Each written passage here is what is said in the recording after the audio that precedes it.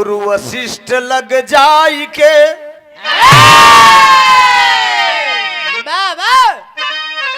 ए भैया राम भय रघुबीर संदीपन लग जाई के अब कृष्ण भय यदुबीर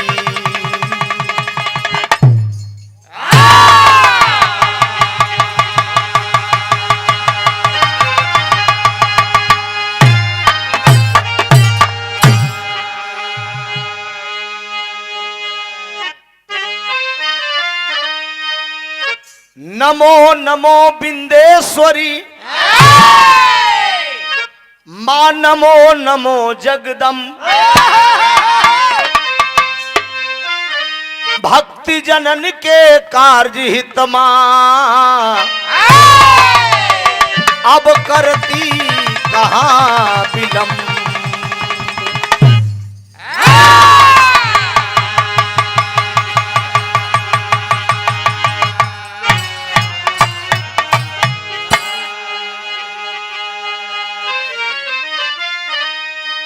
हमें चिंता नहीं उसकी हमें चिंता नहीं उसके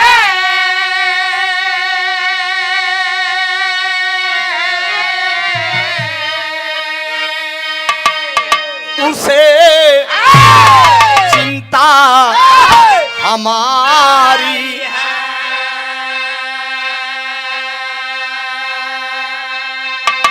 अरे मेरी पतवार का रक्षक सुदर्शन चक्रधारी है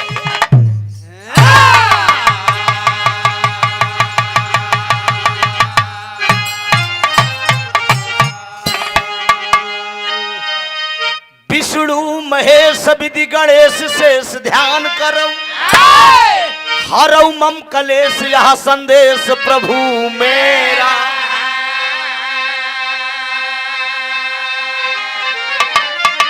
आप है महान ज्ञान ध्यान दयावान दीजिए दिल का अरमान यह नदान प्रभु बिखेरा तो भक्त का हो रंग ढंग जंग में उमंग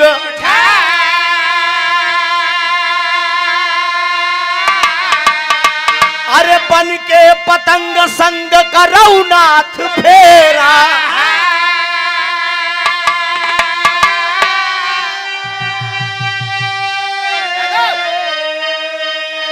अरे आप पालनहार अरे आप पालनहार सिरजनहार रामधार कहे हैदर है लाचार हे करतार अभी अंधेला है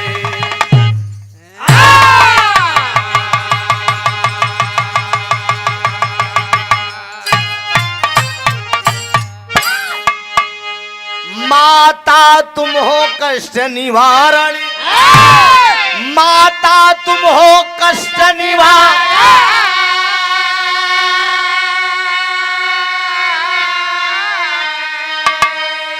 ए माई हैदर अली जुगुन सरनाम हुए तुमरे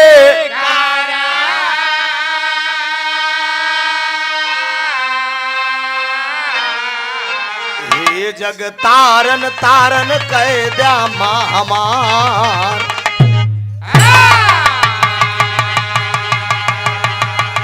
हे जग तारन तारन कह द्या मां हमार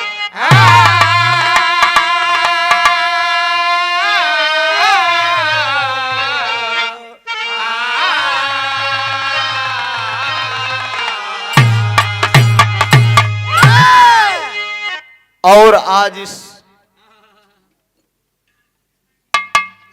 माँ वसुंधरा की गोद में बैठे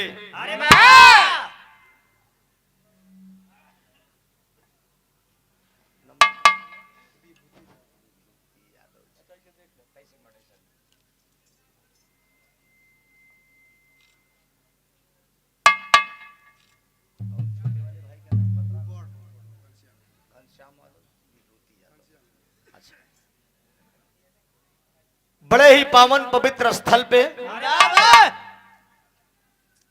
विशाल भंडारे का आयोजन। चकिया बोला थे गुरु जी के, बुढ़वल चकिया केसर जमी पे आज लोकगीत सांस्कृतिक कार्यक्रम का आयोजन रखा गया। कार्यक्रम के मलिकार परम पूज्य आप जन जन में समाज में सम्मान पाने वाले आदरणीय घनश्याम यादव जी और उनके छोटे अनुज विभूति यादव जी अभी अभी कार्यक्रम के शुरुआत में एक बनारसी साफा और सुंदर पुष्पहार हजारों रुपए का आशीर्वाद देकर आपने सम्मान किया है और हमारी पूरी टीम को एक एक साफा से आपने भेंट किया है। मंदे जिंदगी शुक्रगुजार हूं, आशीर्वाद की परीक्षा है मित्रों। और सबसे बड़ा योगदान हमारे धर्म के पूजनीय पिताजी और चकिया के पूर्व चेयरमैन आदरणीय रवि चौबे जी, आपका बड़ा स्नेह और बड़ा प्यार है। एक महीने के अंदर में मैं 3 बार चकिया में आया, ये भी सौभाग्य की बात है। एक पिता मेरे तो जो है प्रयागराज के धरती पे है, राम नारायण यादव जी, लेकिन धर्म के पिता आप हैं मेरे। छोटे मोटे कलाकारों को आप बुला के आप इतना बड़ा सम्मान के काबिल मुझे समझे, मैं मंदे जिंदगी शुक्रगुजार रहूंगा। आशीर्वाद की परीक्षा है मित्रों। ज्यादा समय ना लेके एक ठिमाई का वंदना बा, भक्त माँ के दरबार में गया है, मांगने के लिए आंखें नम चाहिए। एक ठीक लाइन बजे हमरे वो गुरु जी वाली।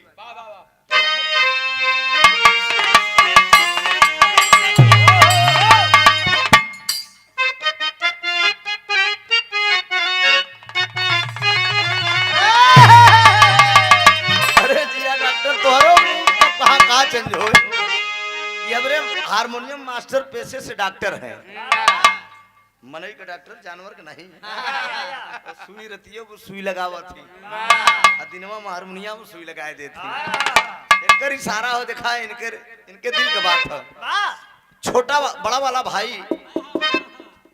वाला भाई परदेश है, छोटा वाला भाई घर पे है। मोबाइल पे बात हो तो फोन पे हाल चाल हो तो कैसन सब कुछ ठीक बा ना, कलम सब ठीक बा, एक के बात का कमी बा। कैसन बा?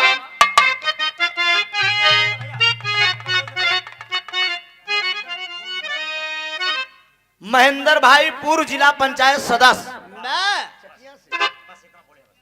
चकिया के धरती से सादर 501 रुपए का आशीर्वाद। भैया को प्रणाम हो, आशीर्वाद की परीक्षा है। यह कहले बा छोटका भैया कि कैसे मोबाइल पे पतिया हम बताई,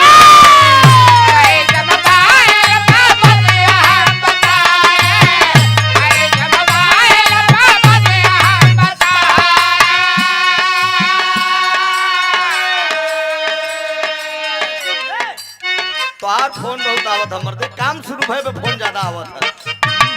2-4 फसाए है का? अरे ठाकुर बड़ा होती ना, ठाकुर है ना। अच्छा मैडम है तो रे, हम सोचे कोनो दूसरा तो नहीं लपथ मार दे। नहीं तो मैडम का फोन हो भाई, उससे बढ़ के धरती पे के बा हमरे दरोगा भैया। बड़ा प्यार स्नेह मिलता है भाई से। कई बार टेलीफोन अभी कल भी किए थे, हम चुनार से गा के आके सोए थे तब भैया फोन लगा दिए थे। बहुत समाया का पुरस्कार सलाम कबूल हो। कैसे मोबाइल पे पतिया हम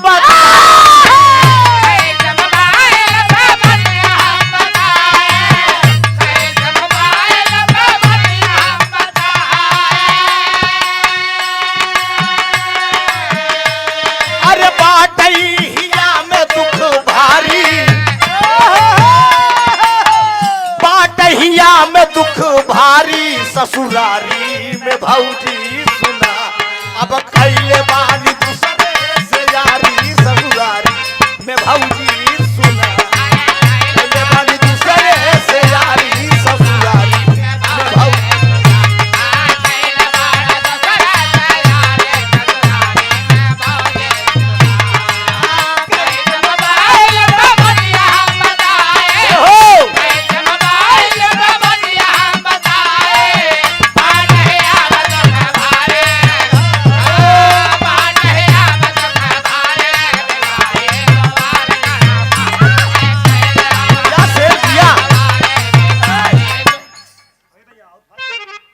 बेटा माँ से कहता है, इतना ही नहीं माँ, तेरा बड़ा रमणीय स्थान है, तेरे चरणों में बड़े बड़े भक्तों का डेरा है, लेकिन सुना है माँ, जो भी तेरे दरवाजे पे आता है तू सबकी मुरादें पूरी करती है। बेटा याद करता है माँ क्या कि अम्बे जोगनिया तोहरे पीड़ा में रगिया,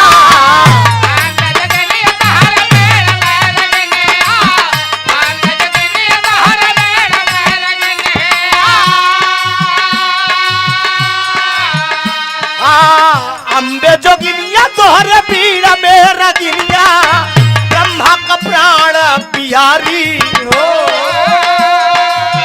ब्रह्मा का प्राण पियारी भिखारी द्वार खड़ा माई, कई के आवा हंस पे सवारी भिखारी द्वार खड़ा माई, कई के आवा हंस पे सवारी भिखारी द्वार खड़ा माई।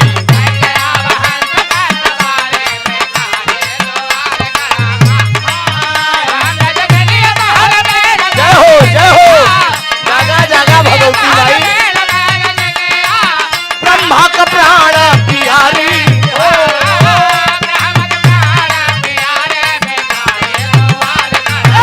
बहादुर ये ठाकुर करे जाओ।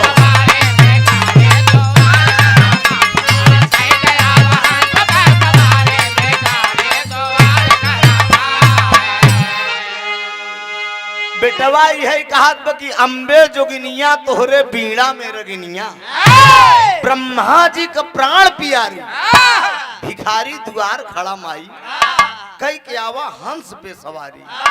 इतना ही नहीं बाबूजी, महिषासुर मर्दनी काली कपाली, महिषासुर मर्दनी काली कपाली,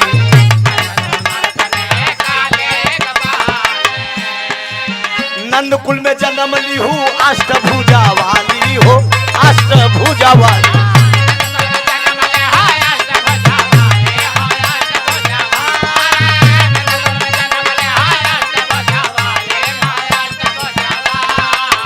तू ही बन बसिया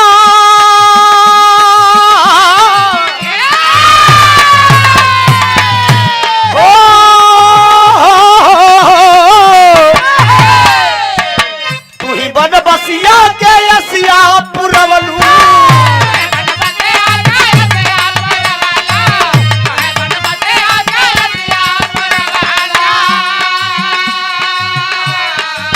तुही बन बसिया के ए मायसिया पुरवलू, अरे राम लखन धनुधारी, राम लखन धनुधारी भिखारी द्वार खड़ा माँ, के आवा हंस पे भिखारी द्वार खड़ा माई, के आवा हंस पे सवारी भिखारी द्वार खड़ा माई।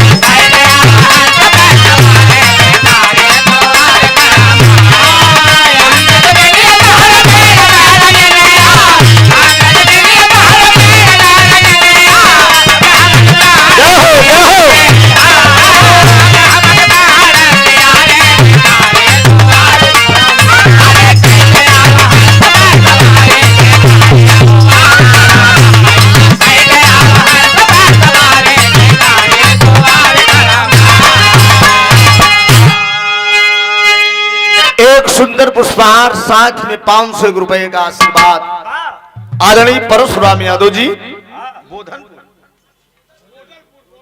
बोदलपुर की धरती से आप माननीय महोदय जी की तरफ से ये आशीर्वाद आया है और एक निवेदन भी है। भोजन तैयार है, रेडी है। जिनको प्रसाद ग्रहण करना हो आप लोग आराम से, धीरे धीरे प्रसाद का कार्यक्रम शुरू हो गया है, ग्रहण करते रहिए। और दूसरे लाइन में बेटा फिर कहता है, मां पुत्र वह भाग्यशाली है संसार में जिसको मां ने पुकारा मृदुल प्यार से। मां का दर्जा इस धरती पे मित्रों सबसे ऊंचा है। मां तो मां होती है, बेटा सदियों बेटा होता है। दूसरी लाइन में फिर कहना है,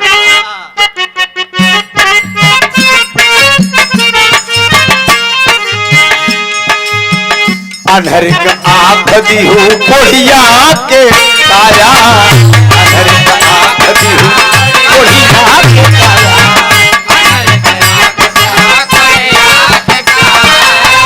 बझनी कलाल दीहू निर्धन के माया हो, निर्धन के माया, बझनी कलाल दीहू निर्धन के माया हो, निर्धन के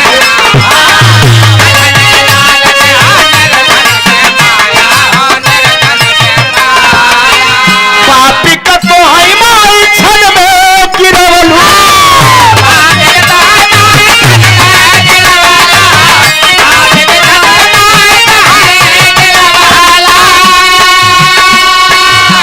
पापी का तो है माई छन में गिरवलू, यशोदा का बिटिया दुलारी हो,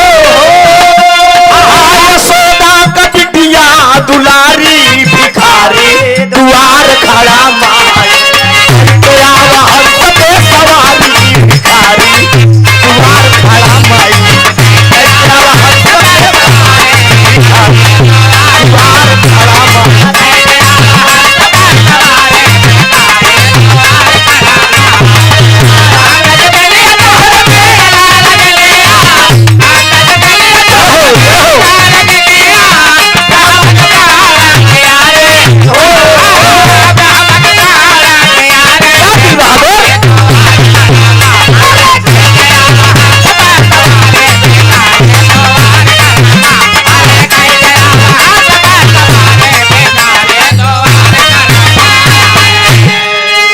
माता रानी के वंदना पे आप हमारे धर्म के पूजनीय पिताजी चकिया के पूर्व चेयरमैन आदरणीय रवि चौबे जी के कर कमलों द्वारा ये सादर हजारों रुपए का आशीर्वाद देकर सम्मान किया गया।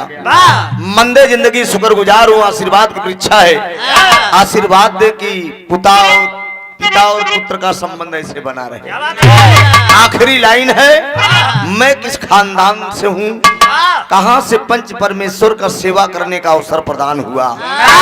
लाइन आप लोगों को साफ सुना दो ना, मैं उधर साफ बा, कोनो दिक्कत ना बा, ठीक है ना। आखिरी लाइन है मित्रों, जरा गौर करेंगे आप लोग। भुल्लू दादा तज के गईले वतनवा, भुल्लू दादा तज के गईले वतनवा,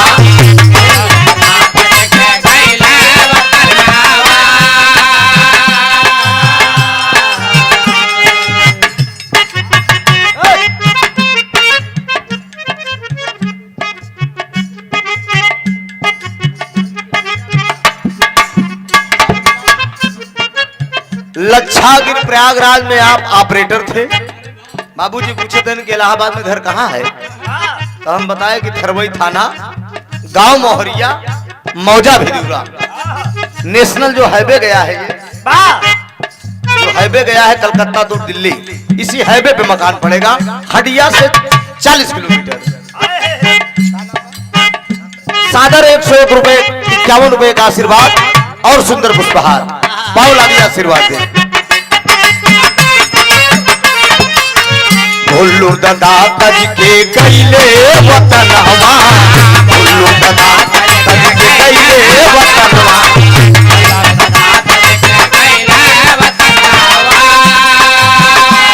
अरे राम धार है दर बिना सुन भाजा नवा हो, सुन भाजा राम धार है दर बिना सुन भाजा नवा हो, सुन भाजा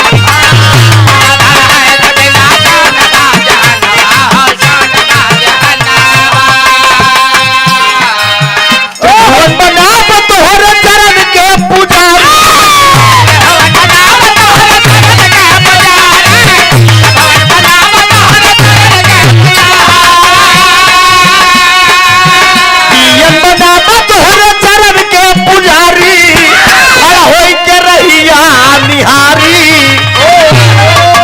अरे खड़ा होई के रहिया निहारी भिखारी द्वार खड़ा माई कई के आव हंस पे सवारी भिखारी द्वार खड़ा माई कई के आव हंस पे सवारी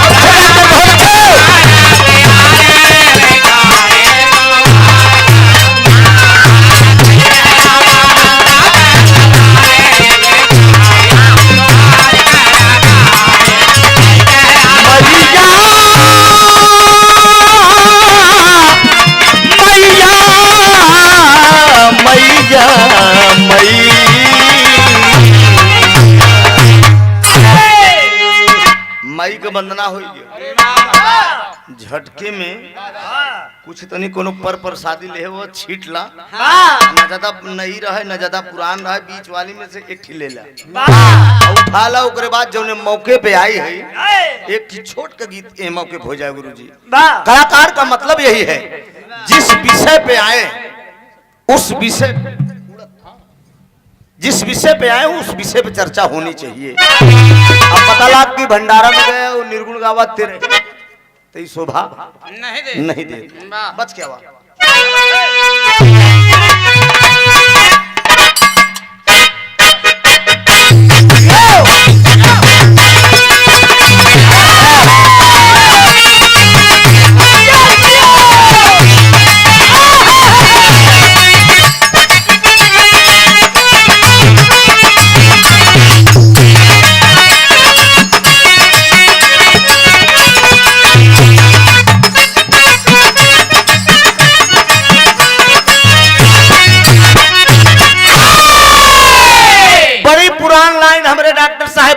बजावत है लाइन है कि हाय रे हुए तई चिड़ैया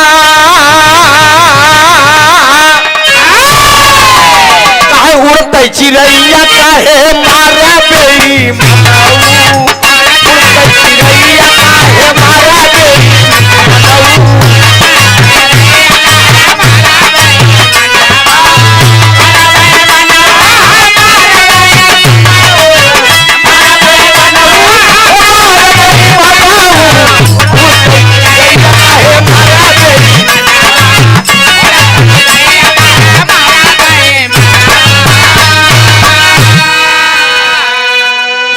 भैया ये कौनो दुल्हन अपने दुल्हा से मोबाइल पे बात करत बा दुल्हा बम्बई में बा गोरे गांव में भैंसी तबेला में गोबर फेंकत बा और वीडियो कॉल तसला तसला मुड़े पे बा अब वीडियो कॉल में वो कहा कि तारा पे मारा अरे इनारा पे मारा अरे तारा पे मारा ये दुल्हा इनारा पे मारा खिड़की के बीच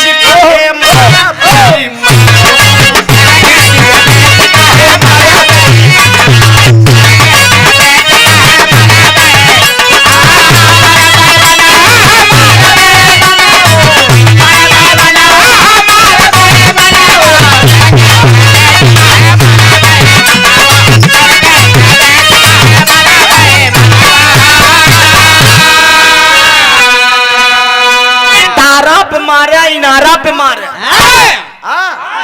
लेकिन खिड़की के बीच काहे मारा बे आया और कहा बे राजा काहे बागा पे मारा अरे बगीचा पे मारा अरे बागा पे मारा ये दुल्हा अरे बगीचा पे मारा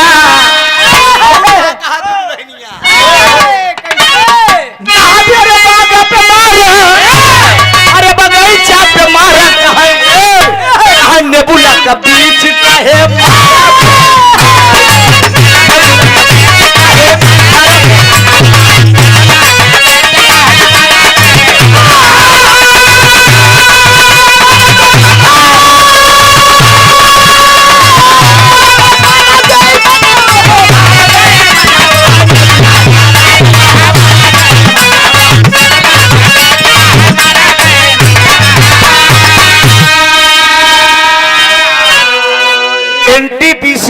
कार्यरत है। आप महोदय जी की तरफ से सादर 201 रुपए का आशीर्वाद और सुंदर पुष्पहार भैया का बहुत प्रणाम बा, आशीर्वाद की वृक्षा बा। कहे बागा पे मारा, बगीचा पे मारा, कहे नेबुला के बीच, कहे मारा गई मनऊ। यही सीजन में गुरुजी कोनो दुल्हन और कहा कि ए राजा, अरे ए राजा जाड़ा में आई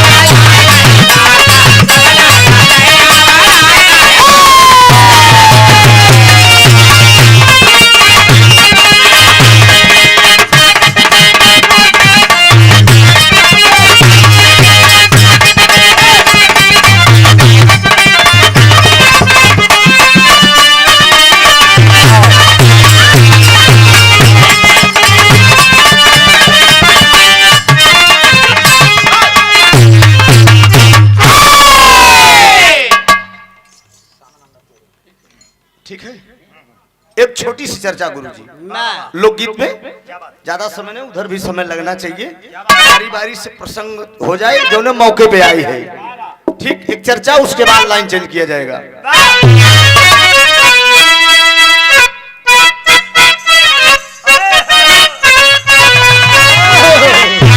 एक मिनट, ये गांव को गीता माता बहनन का पहले मेहरवन गावत रहे कि पतर मोरे राम हो पतर करी हैया, अरे पतर मोरे राम हो पतर करी हैया, अजे वो मोरे राम हम टोलाई रसबनिया। बियाह हो लागत है जब दुल्हा सच के ससुरारी जाए लागत है। हमरे प्रयागराज में माता बहन लोग गावत थी कि आज राम जय है जनकपुर की नगरी, आज राम जय है जनकपुर की नगरी।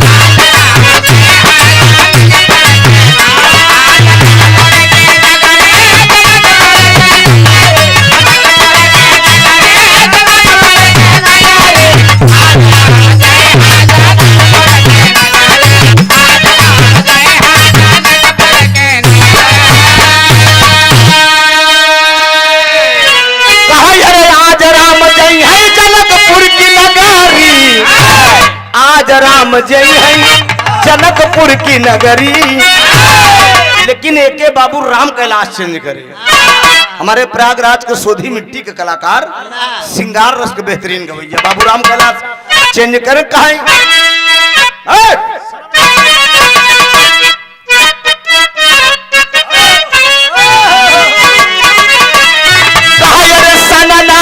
रतिया डोलई, अरे सनना रतिया डोले, बहेला जब पवनवा हो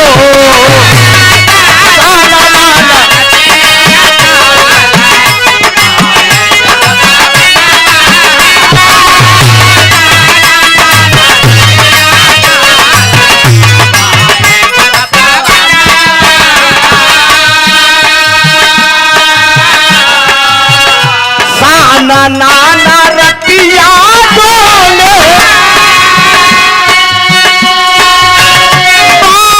जब पवनवारा,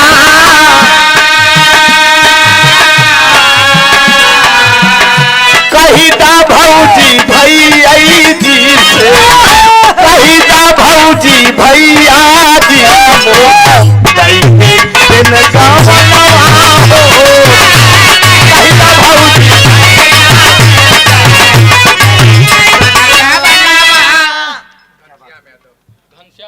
मलिकार साहब, नमवा सुने तो भाई जान गए ना, आदरणीय जनजन में सम्मान पाने वाले स्वामी जगन्नाथ जी का आपने विशाल भंडारा किया है।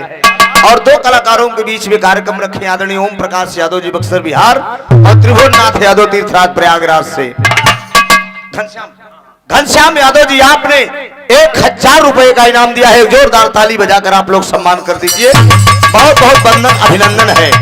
वो कहा दिव्या ननदिया भौजैया से कहा दिव्या कि कही दा भौजी भैया जी से मोर दई देते कवनवा हो। कमाई कमजोर बाटे तोरे भैया के समझत नहीं है। कहा ना तो चाही चूल्हा चौका ना चाही बेलकवा हो। लोई काटत गालही लोई काटत गालही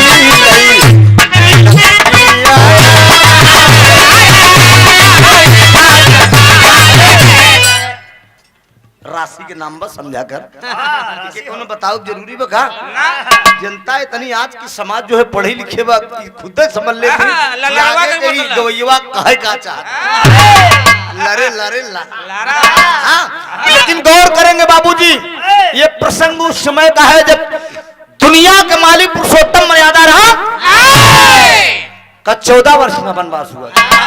राम का कहे 14 साल का बनवा का 13 साल 11 साल 12 साल नहीं हो सकत रहा। लेकिन ब्रह्मा जी से जब भगवान राम पूछे तो ब्रह्मा जी बताएं कहे रावण के आयु केवल 14 साल 1 दिन बची अही में हमका बन जाएगी बा, राक्षसन का वध करेगी बा और धरती के भार भी कम करेगी। लोकनाथ सिंह प्रधान संघ अध्यक्ष, आप माननीय प्रधान जी के कर कलमों द्वारा ये सादर 500 रुपए का आशीर्वाद आया है। मंदे जिंदगी शुक्रगुजार हूं। भगवान राम 14 साल बन गए, पंचवटी में कुटी बनाकर रहने लगे। त्रिलोकपति दशकंधर आया, जगत जननी सीता का हरण करके ले गया। आज जब हरण करके ले गया, हर महाराज दशरथ अयोध्या के चक्रवर्ती नरेश राजा दशरथ अपने पिता बेटे का गम को नहीं बर्दाश्त कर पाए, दुनिया त्याग दिए। बाबूजी ये जीवात्मा चली गई, महाराज दशरथ जी दुनिया में नहीं है। लेकिन जब लौट के लंका से अयोध्या आए, कुल गुरु वशिष्ठ को बुलाए। अब बुलाए के बोले कि मेरे पिताजी का मैं पिंडदान करना चाहता हूं। तो कुल गुरु वशिष्ठ जी राय दिए कि आप अपनी अर्धांगिनी सहित सीता सहित पिंडदान कर सकते हैं। तो भगवान राम पिंडदान करने कहा जा रहे हैं। अरे राम रसिया चला ले, राम रसिया चला ले, कारई पिंडा दानवा हो। राम रसिया चला ले,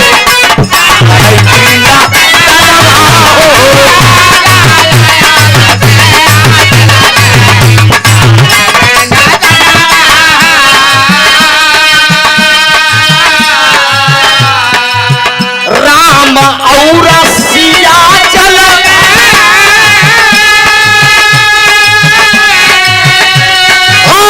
कार पिंडा डनवा हो।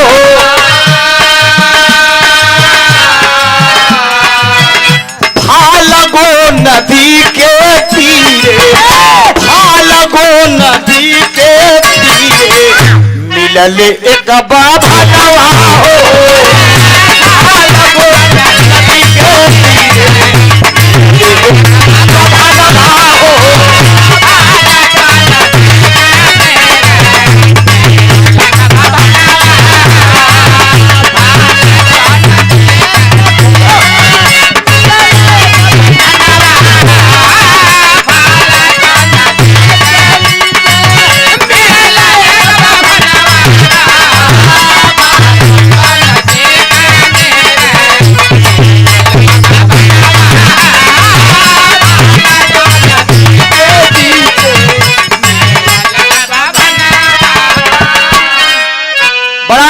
आशीर्वाद ये आया है Maya diagnostic ultrasound centre director Mahendra Singh.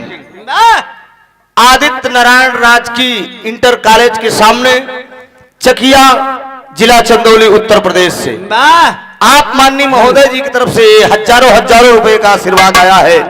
बहुत बहुत वंदन, अभिनंदन है। टूटियों के लिए क्षमा प्रार्थी हूँ मित्रों। गौर करेंगे, भगवान पुरुषोत्तम मर्यादा राम और माता सीता दोनों प्राणी महाराज दशरथ का पिंडदान करने के लिए फाल्गुन नदी के पास चल दिए। फाल्गुन नदी के किनारे गए, एक विप्र से भेंट हुई।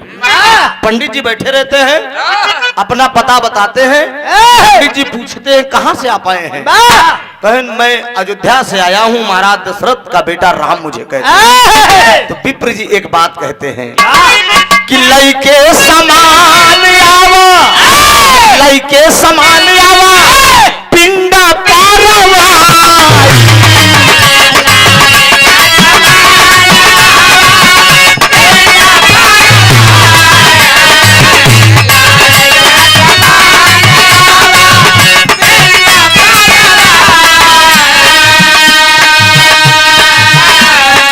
पूरी सामग्री बाबू दिहालन बताई।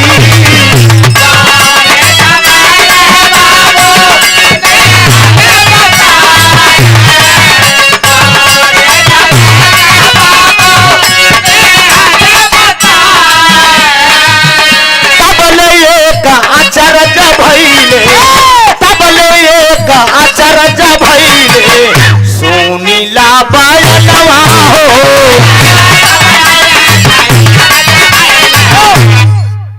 फाल्गुन नदी के किनारे चल दिए।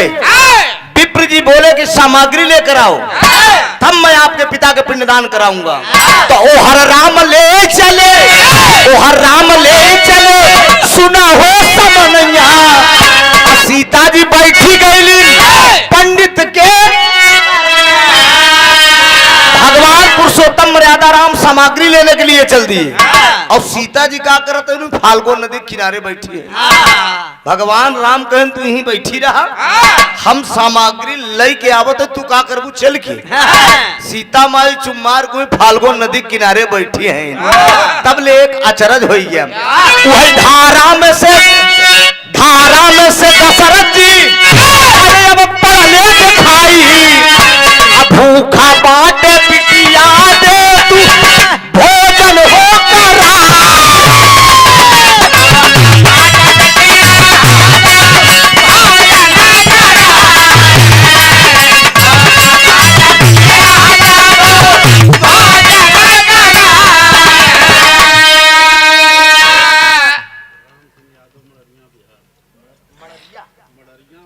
मड़रिया बिहार से आदरणीय राम सिंह यादव जी, इस लाइन को समझते हुए आप बाबूजी के करकल द्वारा ये सादर 501 रुपए का आशीर्वाद। बहुत बहुत वंदन, अभिनंदन है बाबूजी। फाल्गुन नदी के किनारे माता सीता बैठी हैं। एक अचरज दिखाई दिया, उसी फाल्गुन की धारा में से अयोध्या के चक्रवर्ती नरेश महाराज दशरथ जी का आगमन हुआ। धारा में से दिखाई पड़े, आवाज दिए, अरे बेटी मुझे भूख लगी है, भोजन करा दो। सीता मैया सोचो तो इनके स्वामी तो सामग्री ले आई गए हैं, पिंडदान बरे, अब हम इनका का खियाई। बारे आदि शक्ति वो सीता माँ करती क्या है मित्रों, जरा गौर करो कि बालू का तीन लड़ुआ, बालू का तीन लड़ुआ सीता के गाना।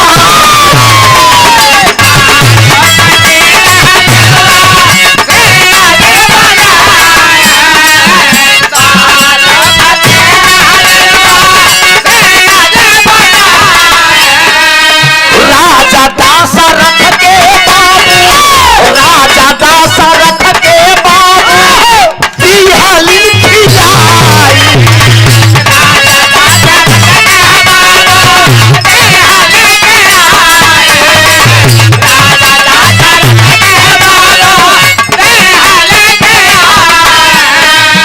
तुरंत अंतर ध्यान भइले, तुरंत अंतर ध्यान भइले, सुनिया रजनवाना। तुरंत अंतर ध्यान भइले, सुनिया रजनवाना।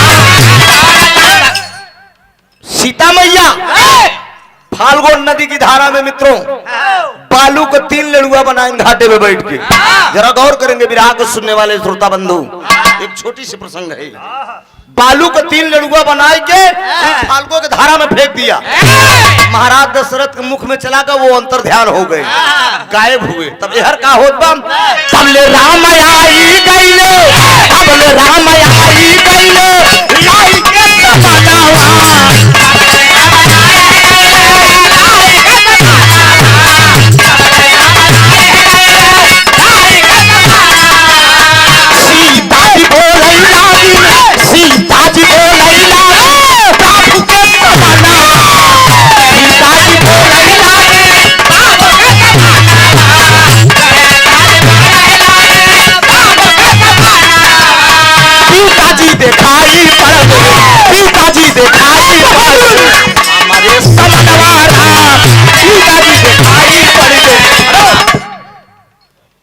महाराज राम पुरुषोत्तम मर्यादा राम सामग्री लेकर आए। जब सामग्री लेकर आए, पिंडदान करे चाहते हैं तो सीता जी रोकत है। स्वामी पिंडदान न करा। कहन क्यों? कहन पिता हम पिंडदान कर चुके। कहन कैसे तू कह दू पिंडदान? कहन आप जब सामग्री लेकर गए हैं तो पिताजी दिखाई पड़े, उन्हें कहा मुझे भोजन कराओ, हम बालू का 3 लड़ुआ बना के खिलाए। अब क्या करना है पिंडदान? स्वार्थ लाय करें सब प्रीति। भगवान राम पूछ बैठे कि जानकी तुम क्या बोल रही हो? तुम्हें पता है तुम पिंडदान कर दिया? पिताजी मेरे दिखाई पड़े थे। क्या प्रमाण है कि मेरे पिताजी दिखाई पड़े? कहीं नहीं विश्वास है आपको? फाल्गु नदी से पूछ लीजिए, गौ माँ से पूछ लीजिए, पंडित जी से पूछ लीजिए। अब देखा तीनों जने झूठ बोलते हैं, तीनों जने झूठ बोलते हैं। काहे? या बड़े झूठ बोलते हैं कि अयोध्या का राजा दशरथ के बेटवा राम माल गहिरा मिली। हम कोई देव के यहाँ दिखाई पड़ा रहे, सीता जी खिलाई नहीं, फिर पिंडदानों न करी चलो जी, मालो जो मिले के बना मिली। गौ झूठ बोल के कि जमन जवा वगैरह मिले के खाए पिए को न मिली। विप्र झूठ बोल गए कि जोन मिले मिलावे के बना मिली। फाल्गु नदी भी झूठ बोल गई कि चढ़ा चढ़बे न कर।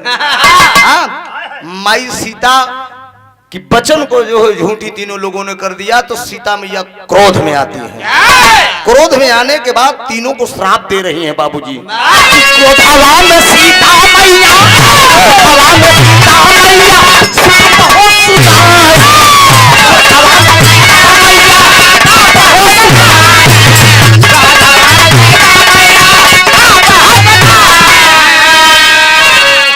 तीनों जने को श्राप माता सीता ने दे दिया। पंडित सबसे पहले पंडित के नंबर लगाए दे। कहन जाओ, कलयुग में कितनो तू घरे घरे टहरबा लेकिन तुहार सम्मान न होई। ये में क्यों जने होया तो बुरा जिन माला जो महापात्र होती, महापात्र उनका सम्मान नहीं होता है। उनसे सब कुछ कराए के बाद कहीं कहीं यहीं से विदा के तो घरे न जाए, बगीवई से इनका छुट्टी कह दा। ये महापात्र का सम्मान माता सीता ने छीन लिया। फाल्गु से बोल दिया तेरी धारा में पानी नहीं रह जाएगा। तुझे अपनी धारा पे घमंड है ना? तुम सोच रही हो कि मैंने मेरे पिताजी को तूने छिपा लिया ना? मेरे स्वामी के सामने अपमान कर रहे हो। जाओ, कलयुग में तुम्हें तेरी धारा में पानी नहीं रह जाएगा। जरा गौर करेंगे मेरे मुकद्दर के मालिक विराह के श्रोता। फाल्गु नदी आज भी सूखी पड़ी है, खोदे पर तनिक पानी निकलत है ना। झारखंड विराह गावे जात रहे बगोदर जिला, तो हम रुक ट्राई करे। उनके वेद पुराण में जो लिखा है उसको जरा चेक करना चाहिए। ऐसे तनी को खुदियारे पर पानी हुई लेकिन पूरी सूखी पड़ी है। और गौ माँ से बोलती है, गौ माँ से बोलिन कहिन कि सुना, दुनिया तो है गौ माँ कही, दुनिया तो है गौ माँ कही, लेकिन कलयुग में तू गौ माँ भय के बाद मैले खाबू। आज उत्तर प्रदेश योगी आदित्यनाथ इतनी बड़ी व्यवस्था कर देता, लेकिन देख ले टहर टहर कितना महिला खाती है। पन्नी चबाई जाती है, कूड़ा करकट खाई जाती है। अब बगल में बाबूजी कुसा बा, कुसा कुशा का पेड़ जामा है बाबू, जो उससे पूछा गया। भगवान राम कुशा से पूछ रहे हैं कि क्यों कुशा, ये मेरी जो अर्धांगिनी सीता जी कह रही है ये सही है? कुशा कहा स्वामी तीनों जने झूठ बोला है प्रभु। माता जी जमन कहा यहाँ सही कहा। कुशा को वरदान दिया माता सीता ने, जाओ ये माता सीता का वरदान है बेटा, तू कहीं भी रह बया, पत्थरे पे जाम जाबा तब तू हरियर रह बया। पानी तुम्हें मिले या ना मिले आज भी प्रमाण भाई कनो कपोल की बात नहीं बतावत है।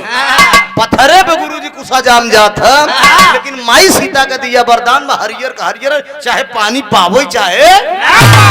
तो स्वामी गुरु फुल्लू दादा दादा ले स्वामी गुरु फुल्लू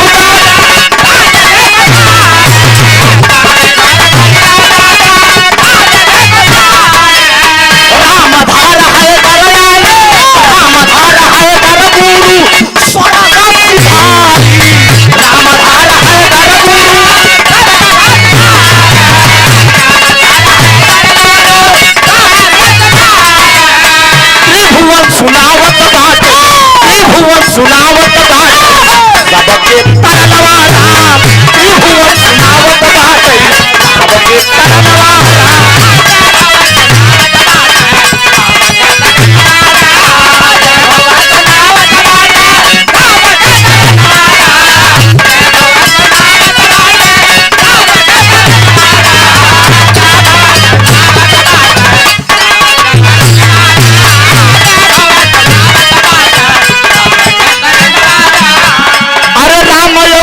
रसिया चल ले करई पिंड दलवा